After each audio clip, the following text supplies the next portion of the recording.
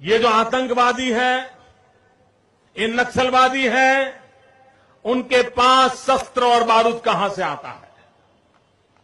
वो तो विदेश की धरती से आता है और सीमाएं संपूर्ण रूप से आपके कब्जे में है। सीमा सुरक्षा बल आपके कब्जे में है। मैंने उनको दूसरा सवाल पूछा। हमने कहा आतंकवादियों के पास धन आता है, हवाले से आता है, पूरा मनी ट्रांजैक्शन का कारोबार भारत सरकार के कब्जे में है, आरबीआई के अंडर में है, बैंकों के माध्यम से होता है।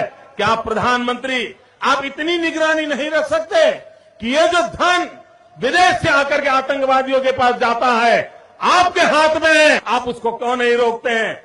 मैंने तीसरा सवाल उनको पूछा कि विदेशों से घुसपैठिए आते हैं, घुसपैठिए आतंकवादियों के रूप में आते हैं, आतंकवादी घटनाएं करते हैं, भाग जाते हैं। प्रधानमंत्री जी आप मुझे बताइए, सीमाएं आपके हाथ में है, कोस्टल सिक्योरिटी आपके हाथ में है, बीएसएफ सेना सब आपके हाथ में है, नेवी आपके हाथ में है, ये विदेश से घुसपैठिए कैसे घुस जाते हैं? मैंने चौथा सवाल पूछा, सारा कम्युनिकेशन भारत सरकार के अंडर में है।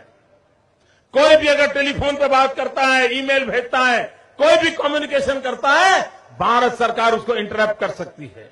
इंटरप्ट कर करके जानकारियां पा सकती है कि आतंकवादी गतिविधि के अंदर कौन सा कम्युनिकेशन चल रहा है और आप उसे रोक सकते हो। मैं पूछना चाहता हूं प्रधानमंत्री जी को, इस विषय में आपने क्या किया है? मैंने पांचवा सवाल उनको पूछा कि आप विदेशों में जो आतंकवादी भाग चुके हैं, जो लोग विदेश में बैठ करके हिंदुस्तान में आतंकवाद की घटनाएं कर रहे हैं, उनको प्रत्यारोपण के द्वारा हिंदुस्तान लाने का हमें अधिकार होता है।